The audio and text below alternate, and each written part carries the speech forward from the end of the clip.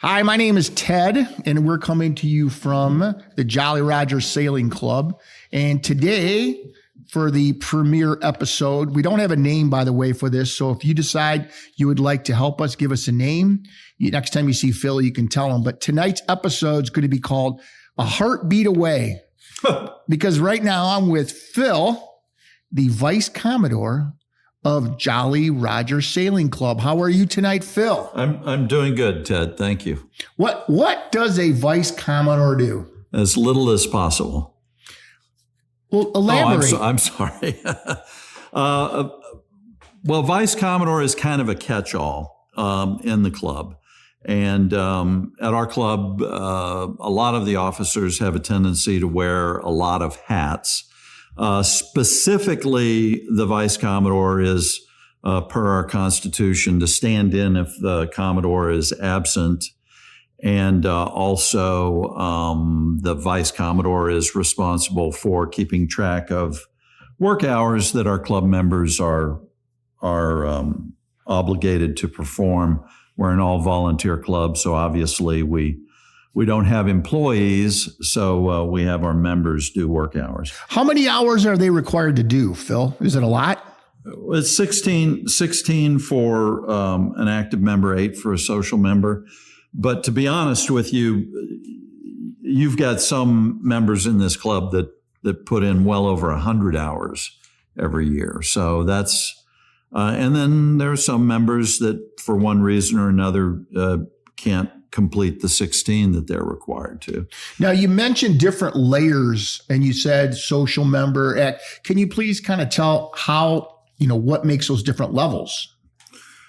Well, we're predominantly a sailing club. So if you are the owner of a sailboat and you wish to join the club, you become an active member.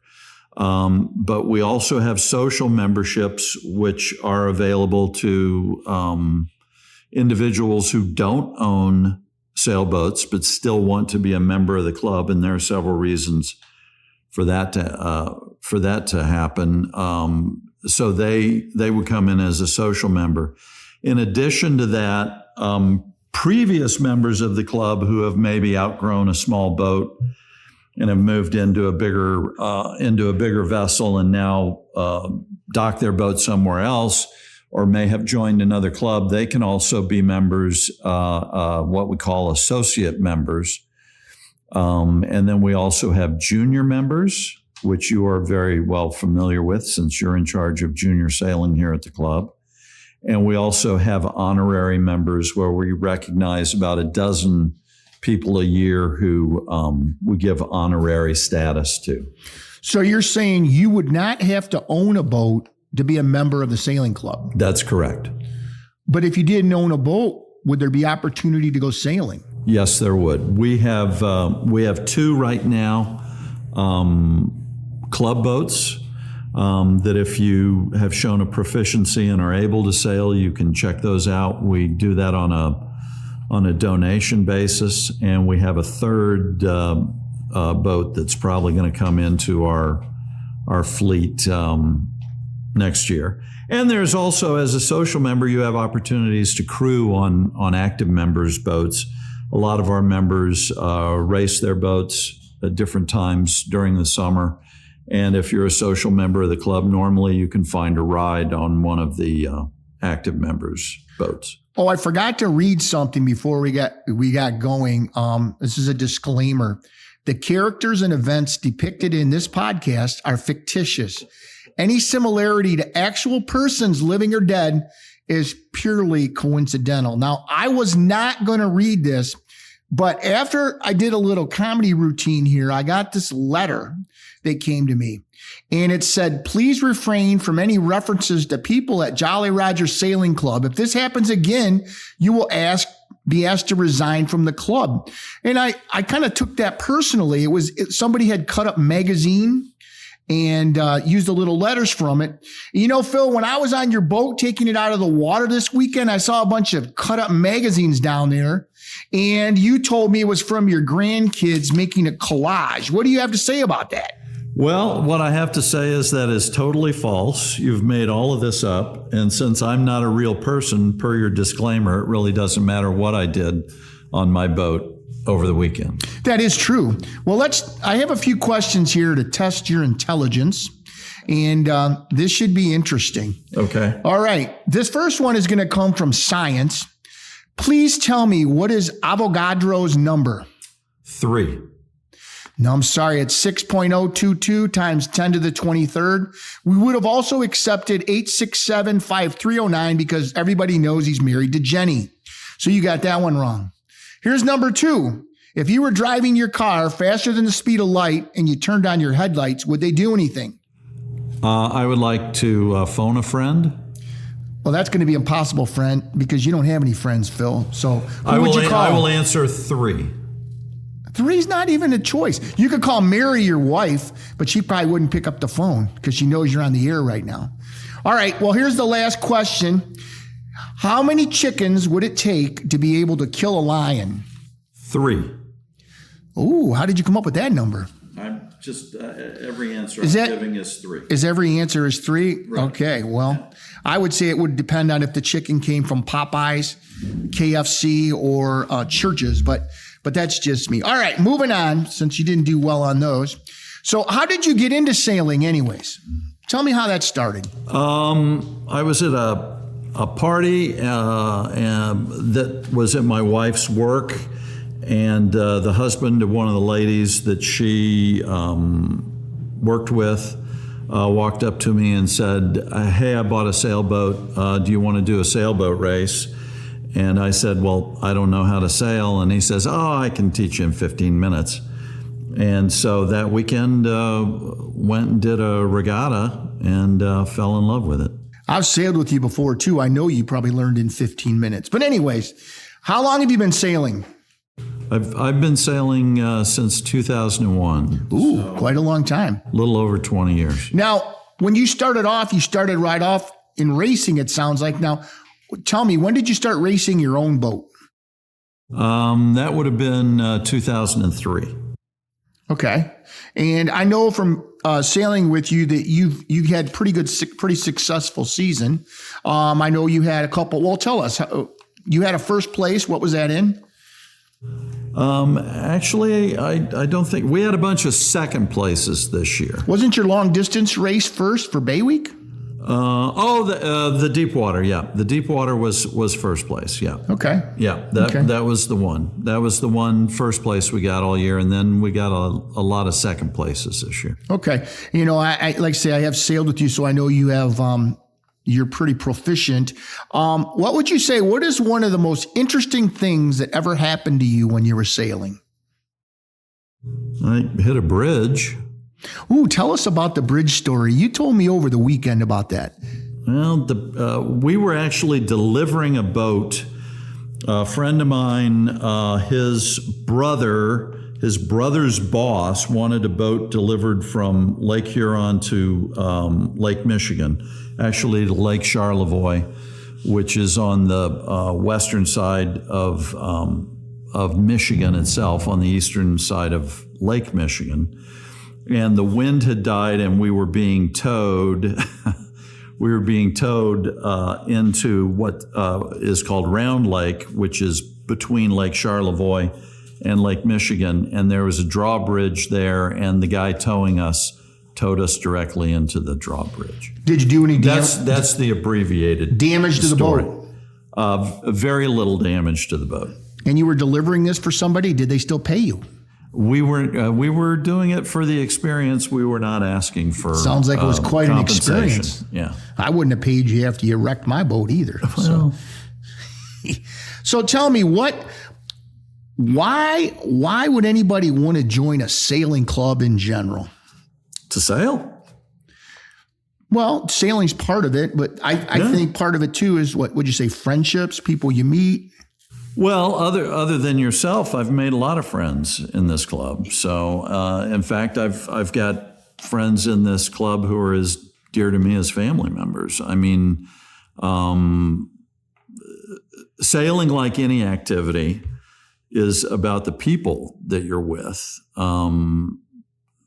more so than anything. I happen to love to sail because there is something very special about wind and water and being out on God's great creation and being out there and enjoying it. But it's certainly much more enjoyable when you're with friends. I think, I know last year we did that trivia movie with Captain Ron, and I think they capture so well when they shut the engine off and the boat goes under sail, that feeling. If anybody's never seen that movie, that feeling, it's just awesome, and they really captured it. Do you have to learn a lot of knots to sail? Not really. I would say the bowline knot and a half hitch, and that's figure 8 knot. And you're probably pretty good with those 3. I mean, the more you know, obviously, the better. Plus, you can really impress people with your knot knowledge. True. If you were a knot, what kind of knot would you be, Phil? I would be a figure 8 knot. Phil, I'm disappointed. I was thinking of a garlic knot myself. But anyhow, do you think this is a place for young people? Are you guys getting more young people coming in the club now? Well, define young. Are we talking junior sailors or are we talking sailors under 30? It's no secret that in the past we've had probably a lot of our members were probably 60 plus. And now we're seeing a lot of them, the age range really going down. What do you think the attraction is for the younger people coming in? I really think that there are 2 things that are driving membership in our club, because our membership is up this year pretty substantially, and that was driven. What got them in the building was our adult sailing program. We had 30 in the spring, 30 in the fall students, and I think we're topping over a dozen that have actually joined the club. Is that expensive, Phil? You mentioned the sailing. Is that an expensive thing for somebody to do? That the sailing lessons? No, it's $95 per person. That's pretty cheap. Yeah. So we have had this year a lot of people in their 20s and in their 30s that have joined the club. And I really think it's been driven by 2 things. First of all, I think the fact that COVID is over, people want to get out there and be doing something. And the fact that sailing is an outdoor activity means that you're probably a little safer than an indoor activity with all the variants, the COVID variants out there. But people have been locked up for so long, I think they want to get out and they want to do stuff.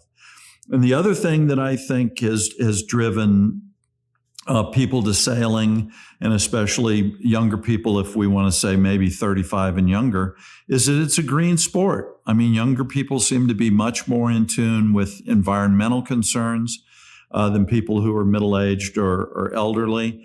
And I think it's very appealing to people in that age group that I just talked about, that this is a green sport. I mean, I actually own 2 boats. My little boat, I probably put 2 gallons of gasoline a year in. My big boat, maybe 10 gallons of gasoline a year in. So, I mean, it's a very green sport, and it's very appealing, I think, to people in that regard. And obviously, I mean, marine fuel now is close to $6 a gallon. So even power boaters are starting to look at sailing as a way to get out on the water that's a little less expensive for your operation than driving a big diesel or gasoline motor on a power boat. I've noticed myself that the new people that do come to the club, and I remember when we joined, are accepted very well, and we're really open here to having new people come in. You can check us out. Tell me, other than running into the bridge, what would you say the dumbest thing you ever did while sailing? Dumbest thing? Well, I went aground recently. A friend of mine, we were taking him out. He hadn't been sailing in quite some time. And we got about 4 of us were out there, and we were talking and laughing and reminiscing. And we were sailing in an area that I had actually never been in before. And I don't even think I had the depth sounder on my boat. And the next thing I know, we're sitting we're sitting aground, and we're probably aground. And we were supposed to meet our wives for dinner, and we're sitting aground for about half an hour. So how did you get off? Eventually, Mother Nature helped us. Okay. Yeah, Okay. Mother Nature helped us. We got some swells that lifted us off. Okay. We also we didn't have all our sails out, so we let the sails out, so that made the boat heel over a little bit, and so that helped get us off the grounding. Now, I know you do a lot of sailing on Lake Erie or on the Great Lakes. What would you say is your favorite destination to sail to on the Great Lakes? Middle Bass Island State Park. It is very nice there, very quiet. Yeah, it's a fantastic marina. It's run by the state of Ohio. It's a water taxi ride to Put-in Bay if you want to go to Put-in Bay. But then not this year, right? Well, yeah, but then when you want to go back to your marina, it's a relatively quiet marina. Yep. What would you say your overall favorite place you ever sailed was? It doesn't have to be on the Great Lakes, but anywhere you've gone in the world that you've had opportunity to sail. Well, Nassau in the Bahamas. What was so great about that? Well, first of all, if you've ever been to the Bahamas, it's crystal clear water there. The people are friendly. The food is great. The winds are pretty consistently good there. I actually was on a repositioning cruise with a topsail schooner that was out of Jacksonville, and we sailed there, and it took us we did a lot of motor sailing, actually, because there wasn't a lot of wind. What does that mean, motor sailing? For those, maybe one of the three people that actually listen to this, what does motor sailing mean? Well, remember my answers were three because I was in tune with the three people listening that is to true. the podcast. My wife, Lisa, your wife, Mary, to make sure we don't say their names, so we already blew that. But anyways, go ahead. So what is motor sailing? Motor sailing is when you are out sailing and you're trying to get from point A to point B within a certain period of time, and the wind is light. You can sail and get there, but it's going to be an extended period of time. Or you can also turn the motor on, and then you would be partially under motor, partially under sail.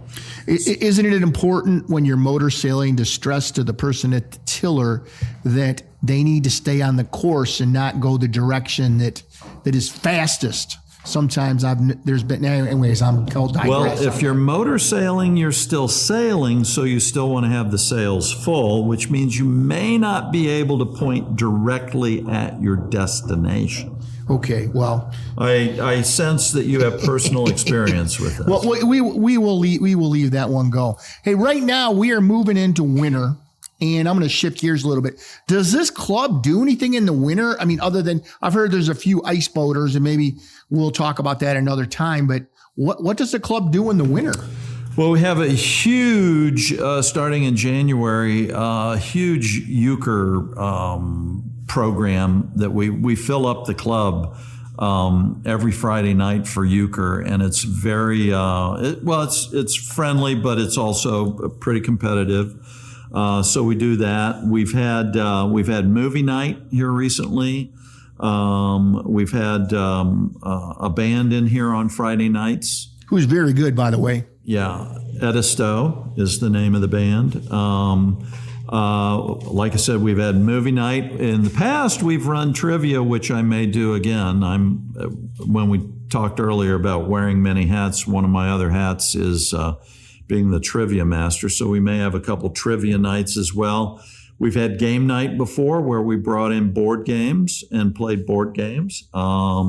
So there's constantly something going on at the club. We're not just a summertime club. There's always events going on at the club.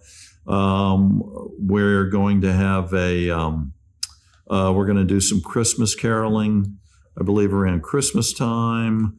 There is a Halloween party too, I believe, also. So we have events pretty much year round. We try to have at least one or two events per month, and hopefully even more than that. Once a week have an event. Obviously, during the summertime, with the building being occupied a lot by by sailors, we have a tendency to do more things in the summertime, but there are things going on year-round at the club. So if somebody was interested in joining Jolly Roger Sailing Club, tell us, where's the club located?